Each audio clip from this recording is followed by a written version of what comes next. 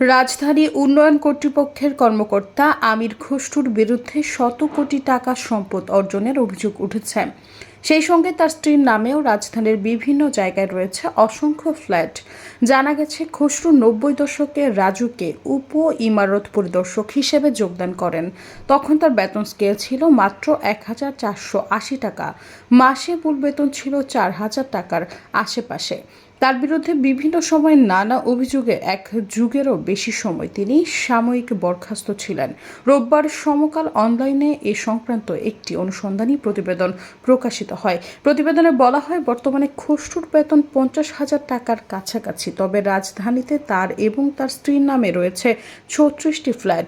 উত্তরায় রয়েছে 30 কোটি টাকা মূল্যের 2টি প্লট। সব মিলিয়ে শত কোটি টাকার সম্পদের মালিক তিনি।